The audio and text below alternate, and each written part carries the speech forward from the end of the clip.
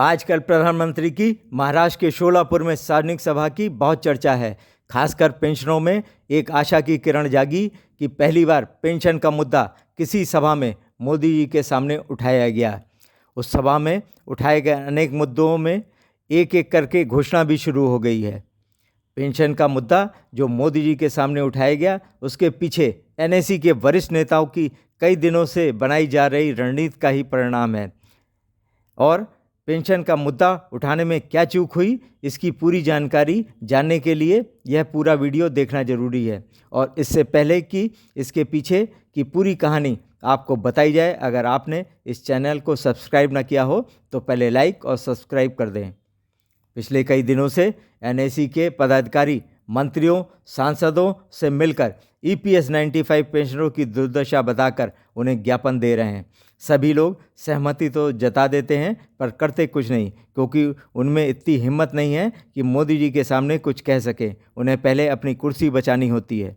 विपक्ष के सांसद सार्वजनिक रूप से तथा कुछ सांसद संसद में पेंशन बढ़ोतरी का मुद्दा तो उठा देते हैं, पर विपक्ष की बात को सरकार सीरियसली लेती ही नहीं और हर बार उठाई गई मांग ज्यों की त्यों रह जाती है।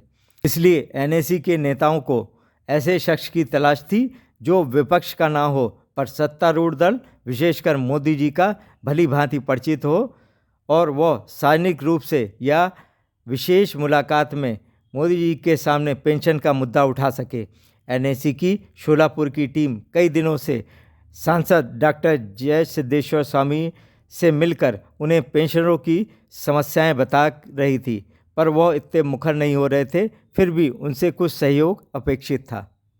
तब एनएसी के राष्ट्रीय अध्यक्ष कमांडर अशोक राव जी और राष्ट्रीय महासचिव वीरेंद्र सिंह रजावत जी ने महाराष्ट्र के अध्यक्ष एसएन आम्बेडकर जी व कमलाकर पांगरकर जी के मार्गदर्शन में एक टीम बनाई, जो कि कम्युनिस्ट रहे तेज तर्रार श्रमिक नेता नरसोइया आडम मास्टर से निरंतर संपर्क कर प्रधानमंत्री जी के प्रोजेक्ट के उद्घाटन व समारोह के बारे में पूरी जानकारी ले रही थी और उन्हें पेंशन आंदोलन की पूरी जानकारी देकर पेंशनरों की बदहाली के बारे में बता रही थी। इस टीम में पश्चिम भारत के समन्वयक सुभाष पोखरकर, डीएम पाटिल, जिला अध्यक्ष शशिकांत भसारे, जिला सचिव चौहान महाराज, राजा राम खराड़े, वैशाली वंसोड़े, रमणबाई केदार, आशाताई हेलकर शामिल थीं। आडम मास्टर प्रधानमंत्री के श्रमिकों को 15,000 मकान वितरण के कार्यक्रम को आयोजित कर रहे थे। उनसे आग्रह किया गया कि मोदी जी से शोलापुर की सभा में ही न्यूनतम पेंशन में बढ़ोतरी या कोई आश्वासन सार्वजनिक सभा में दिलवाया जाए और एनएसी के नेता 26 जनवरी के बाद दिल्ली जाकर प्रधानमंत्री के सामने आंकड़ों सहित प्रस्ताव प्रस्तुत कर न्यूनतम पेंशन में बढ़ोतरी को अंतिम चरण में पहुंचाएं। आडम मास्टर पेंशन का मुद्दा सार्वजनिक रूप से उठाने पर सहमत हो गए और उन्होंने 18 जनवरी को मोदी जी के सामने इसे उठाया भी। सभा में मुख्यमंत्री, दोनों उप मुख्यमंत्री, राज्यपाल और अनेक सांसद और मंत्री बैठे थे, जिनसे मिलकर अपनी बात कहने के लिए एनएसी के लोगों को कई कई चक्कर लगाने पड़ते थे। उनके सबके सामने पेंशन का मुद्दा जोरदार ढंग से उठाना बड़ी बात थी। महत्व की विनती है पंतप्रधान जी के सामने, आप देश में 67 लाख लोग रिटायर हो चुके हैं, उनको 95 के नीचे 1,000 उनको पेंशन मिलता है। कोश्यारी कमेटी का रिपोर्ट आ चुका है, 6 साल हुआ। हमारी बहन मथुरा की खासदार हेमा मालिनी 2 बार आपके पास आ चुकी, डेपुटेशन दिया। तो हमारी विनती रहेगी कि ये संगठित कामगार हर महीने 5,000 लोग मर रहे हैं, तो हमारी विनती रहेगी पंतप्रधान जी को 10,000 रुपए पेंशन इस मौके पर आप देना, घोषणा करना। शोलापुर शहर एक क्रांतिकारक शहर है, ये मजदूर का शहर है। ऐसे शहर में आप इसका ये करना। पर अगर आप गौर से देखेंगे तो आपको राजनीतिज्ञों की चतुराई भी साफ नजर आएगी। जब एडम मास्टर पेंशन का मुद्दा उठा रहे थे तो उप मुख्यमंत्री देवेंद्र फडणवीस मोदी जी का ध्यान भटकाने के लिए निरंतर उनसे बात करे जा रहे थे, परंतु प्रधानमंत्री कार्यालय सहित श्रम मंत्रालय और महाराष्ट्र सरकार के मंत्रालयों में इस मुद्दे को जरूर नोट किया गया होगा और सांसद स्वामी जी ने मोदी जी को पेंशनरों का जो ज्ञापन दिया है उस पर भी विचार जरूर होगा। एक और बात हुई, जैसा कि एनएसी की शोलापुर की टीम को उम्मीद थी कि मोदी जी के सामने केवल पेंशन बढ़ोतरी का मुद्दा उठेगा, पर एडम मास्टर ने श्रमिकों की पेंशन के साथ कॉलोनी में ड्रेनेज सिस्टम ठीक करने, सोलर सिस्टम लगाने, लोन पर ब्याज माफ़ करने, 1% सेस हटाने आदि अनेक मुद्दों को उठा मोदी जी से घोषणा करने की मांग रख दी।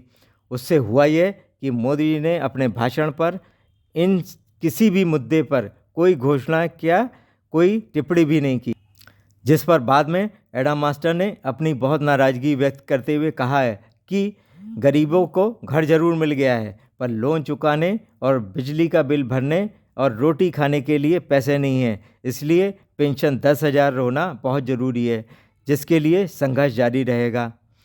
प्रधानमंत्री ने अपने भाषण में इन मांगों का कोई जिक्र ही नहीं किया, जिस कारण प्रधानमंत्री मोदी के भाषण से नाराज हुए कॉम्रेड एडम मास्टर। परंतु आम्ही जे प्रश्न उपस्थित केले, उदाहरणार्थ सगळ्यात महत्त्वाचं आमच्या कामगार चळवळीच्या दृष्टीने या देशामध्ये 67 लाख रिटायर झालेले पेन्शनर आहेत। महिन्याला 95च्या खाली 1,000 रुपये त्यांना पेन्शन मिळतं।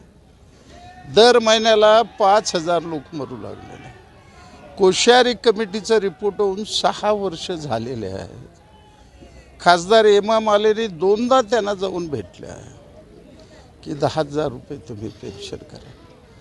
त्यावरही पंतप्रधानांनी टिप्पणी केली नाही। तर अक्कलकोटमध्ये लोक लढू लागलेले आहेत। त्यांचं रक्ताचा तुकडा आपल्याला शासनाला देतात विकासाकरता आणि त्यांच्या जमिनीला मोबदला नको। तर या प्रश्नावर समाधानकारक उत्तर मिळालेलं नाही। भविष्य काळामध्ये आम्ही संघर्ष करू।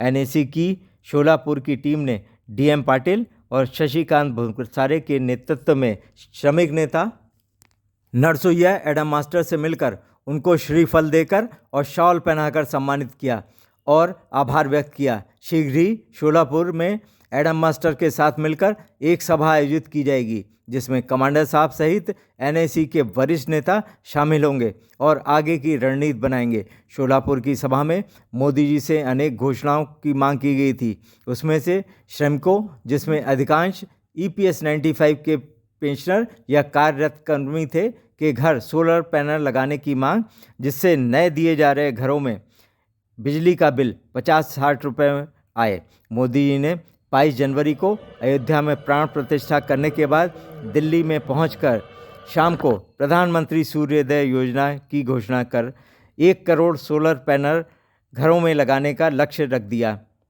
यह योजना शोलापुर से लौटने के बाद नहीं बननी शुरू हुई होगी। इसकी तैयारी महीनों पहले से चल रही होगी। अगर वो चाहते तो इसकी घोषणा शोलापुर की सभा में ही कर देते, जहां पर इसकी मांग की गई थी, पर तब इसका क्रेडिट वहां के आयोजकों को चला जाता। मोदी जी की आदत है कि अपनी सारी योजनाओं का क्रेडिट वह खुद ही लेते हैं, इसलिए उन्होंने वहां कुछ नहीं कहा, पर 3 दिन बाद इसकी घोषणा कर दी। एनएसी के नेताओं को भी यही उम्मीद है कि भले ही शोलापुर की सभा में न्यूनतम पेंशन में बढ़ोतरी की कोई घोषणा ना हुई हो, पर अगर 31 जनवरी से दिल्ली में जंतर मंतर पर अनशन कर दबाव बनाया जाए तो हो सकता है इस कार्य में कोई महत्वपूर्ण सफलता मिल जाए, क्योंकि अभी नहीं तो कभी नहीं। आप भी एनएसी के योद्धाओं के प्रयास को सफल बनाने के लिए अंत में बेल का बटन दबाना ना भूलें। न्याय दीजिए, न्याय दीजिए।